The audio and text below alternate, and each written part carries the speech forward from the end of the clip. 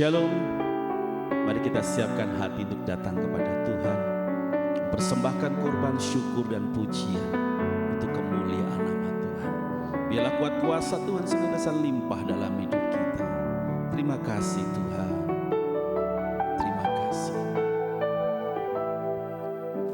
Walau dunia berubah,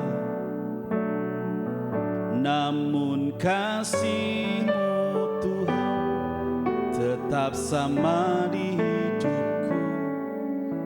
Kau setia dalam setiap rencana-Mu, ku percaya hidupku dalam tangan-Mu.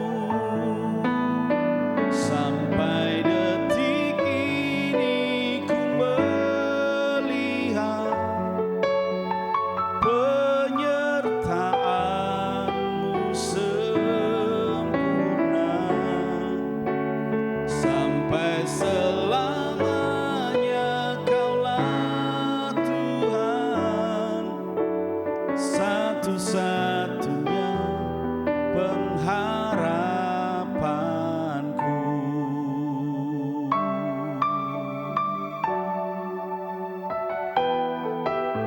Walau dunia berubah,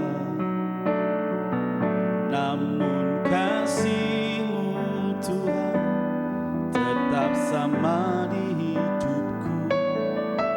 Kau setia dalam setiap rencana-Mu, ku percaya hidupku dalam tangan-Mu. Sampai detik ini ku melihat penyertaan-Mu sempurna.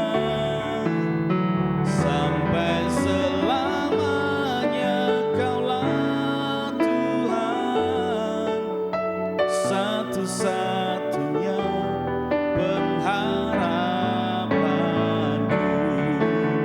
Sampai detik ini ku melihat penyertaan-Mu sempurna. Sampai selamanya Kaulah Tuhan, satu-satunya pengharapanku. Sampai detik ini ku melihat penyertaan-Mu sempurna. Sampai selamanya Kaulah Tuhan, satu-satunya pengharapanku. Satu-satunya pengharapanku. Satu-satunya pengharapanku.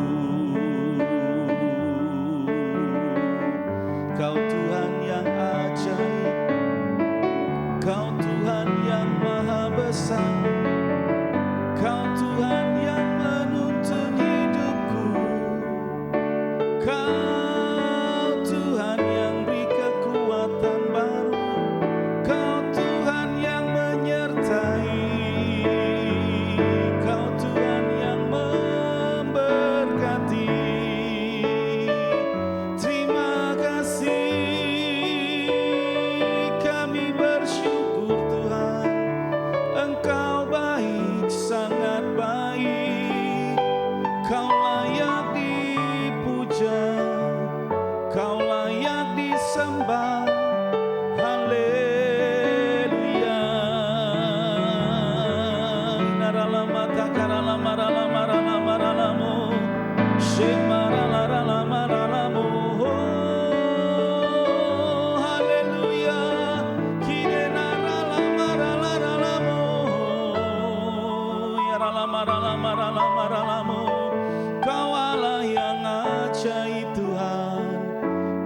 kebaikan kemurahan-Mu itu nyata. Bapak, kami mengucap syukur buat kebaikan Tuhan yang limpah atas kami. Boleh menikmati kebaikan lepas kebaikan Tuhan. Saatnya kami mau mendengar firman-Mu, urapi setiap kami, juga urapi hamba-Mu yang menyampaikan firman. Biarlah kuat kuasa Tuhan limpah atas hamba-Mu. Dalam nama Tuhan Yesus Kristus kami berdoa dan mengucap syukur. Haleluya. Amin. Puji nama Tuhan, shalom Bapak Ibu Saudara sekalian, kita bersyukur kepada Tuhan. Pada pagi hari ini kita diberikan kekuasaan, kesehatan yang berlimpah oleh Tuhan. Karena kita bisa melihat sebuah karya dari Tuhan, sebuah tindakan-tindakan yang menakjubkan dari Tuhan kepada kita Bapak Ibu Saudara sekalian. Sehingga dalam kehidupan kita ada begitu banyak hal-hal yang menarik yang Tuhan kerjakan kepada kita. Menjadi hidup kita penuh warna, menjadi hidup kita penuh penuh sukacita Bapak Ibu Saudara sekalian. Nah Bapak Ibu Saudara sekalian, pada pagi hari ini kita akan merenungkan satu kebenaran firman Tuhan yang terdapat di dalam Lukas pasalnya yang kelima ayat yang kelima. Saya akan membaca bagi Bapak Ibu Saudara sekalian. Lukas 5 ayat 5. Simon menjawab, "Guru, telah sepanjang malam kami bekerja keras dan kami tidak menangkap apa-apa. Tetapi karena Engkau menyuruhnya, aku akan menebarkan jala juga." Puji nama Tuhan. Sampai di sana pembacaan kita Bapak Ibu Saudara sekalian. Ini adalah sebuah kisah Simon Petrus ketika dia diambil oleh Tuhan, dijadikan sebagai penjala manusia. Ini adalah kisah yang menarik, kisah yang kita sering baca, diperdengarkan di waktu kita masih sekolah minggu. Tapi di sini yang menarik Bapak Ibu Saudara sekalian, terkadang di dalam hidup kita, kalau kita berbicara tentang sebuah perintah ini kita akan mengarah kepada sebuah bukan sesuatu yang menarik, sesuatu yang menyuruh ini, mau suruh apa toh gitu. Nah, ini saya firman Tuhan pada pagi ini saya berikan tema sebuah perintah. Nah Bapak Ibu Saudara sekalian, kalau kita mau melihat di sini percakapan yang sederhana bagi Simon Petrus dan Yesus pada waktu itu. Ketika ayat 4 dikatakan, maka bertolaklah ke tempat yang dalam dan tebarkanlah jalamu untuk menangkap ikan. Tapi Petrus mengatakan, "Guru, telah sepanjang malam." Petrus ini adalah seorang nelayan yang sejati, saya katakan, karena dia sudah lama menggeluti kehidupan sebagai seorang nelayan. Nah Bapak Ibu Saudara, ini percakapan yang teranggap biasa saja bagi seorang Petrus. Karena dia tahu sudah satu malam dia menembarkan jala dan tidak mendapatkan apa-apa. Dia tahu keadaan saat itu. Dia tahu sudah capek, timnya sudah lelah untuk menembarkan jala. Tapi ketika Tuhan katakan, bertolaklah ke tempat yang lebih dalam dan tebarkanlah jalamu. Di ayat yang kelima dikatakan, tetapi engkau yang menyuruhnya, aku akan menembarkan jala juga. Ini yang menarik Bapak Ibu Saudara. Sebuah perintah diperintahkan oleh Tuhan Yesus, bertolaklah ke tempat yang dalam. Yang pertama kita lihat, sebuah perintah terkadang itu sebuah kata-kata yang tidak menyenangkan bagi kita. Terkadang itu adalah sebuah kata-kata yang tidak menarik untuk kita, karena ini pastinya akan menyuruh, akan minta tolong atau apalah gitu.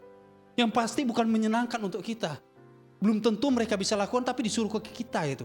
Tapi ketika kita mau minta kepada Tuhan sesuatu yang baru bagi kita, sesuatu mujizat, kita harus melakukannya. Yang pertama, sebuah perintah ketika kita jalankan itu akan mendatangkan sebuah mujizat.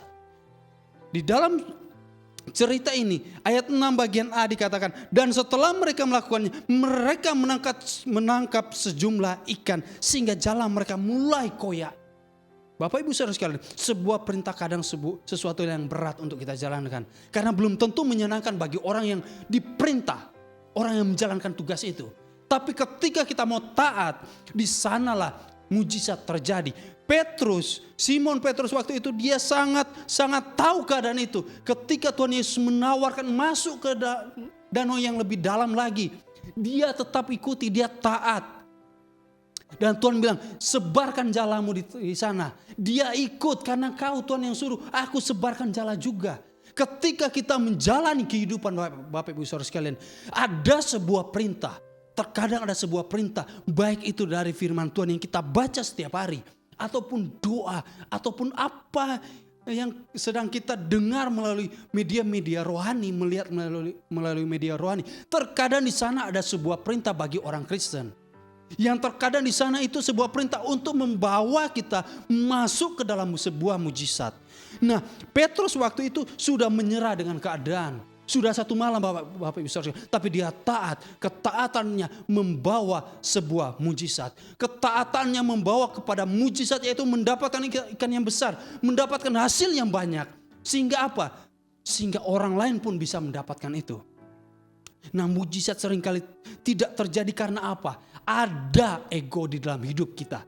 Semua manusia, umat manusia, orang Kristen pun sekalipun memiliki yang namanya ego. Tetapi ketika kita berbicara tentang sebuah perintah, ego itu harus disampingkan dulu. Karena di dalam perintah itu terkadang membawa sebuah mujizat.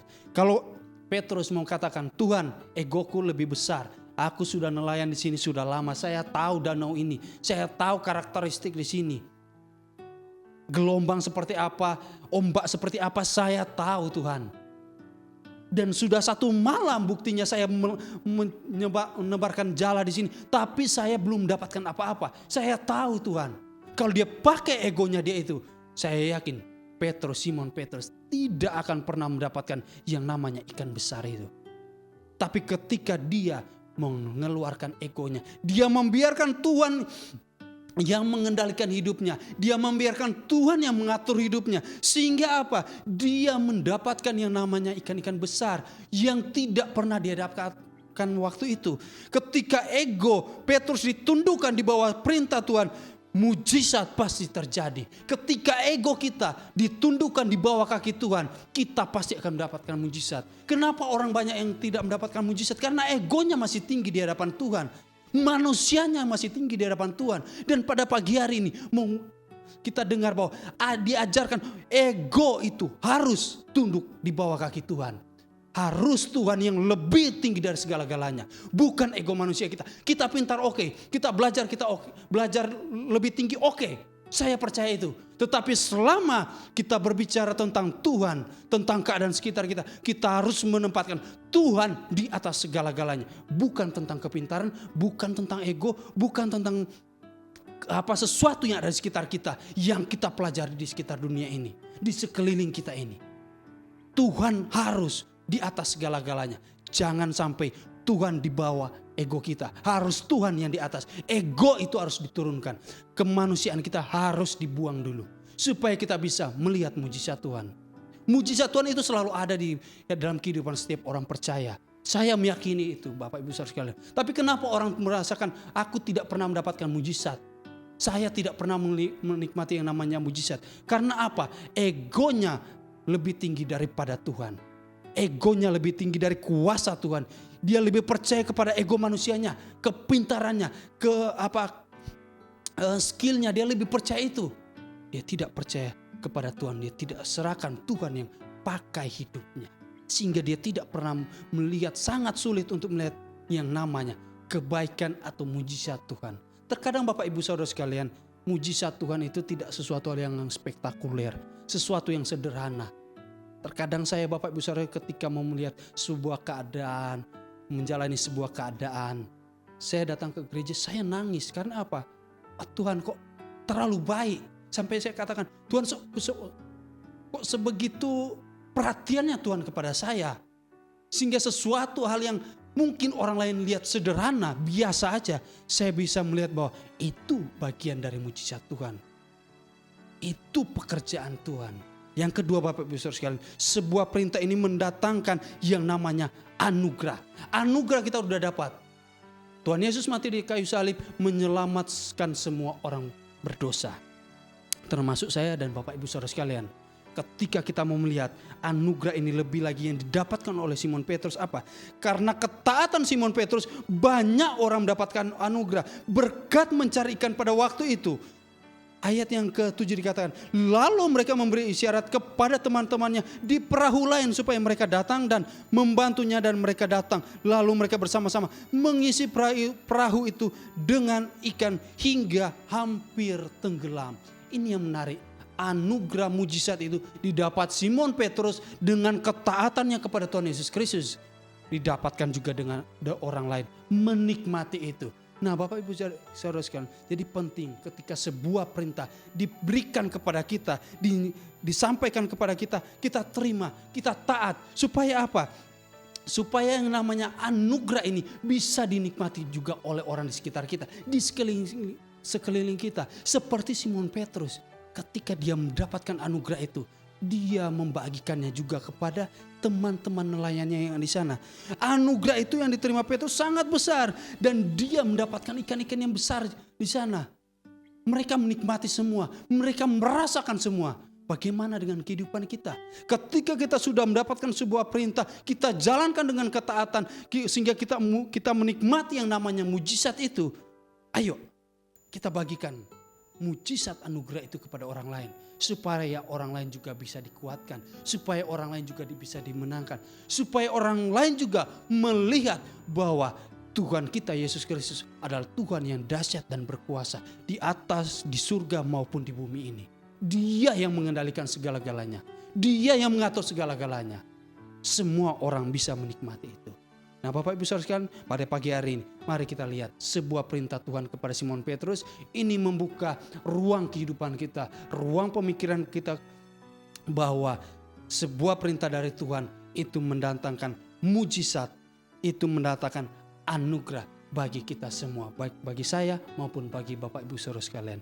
Amin firman Tuhan, Tuhan Yesus memberkati. Mari kita berdoa.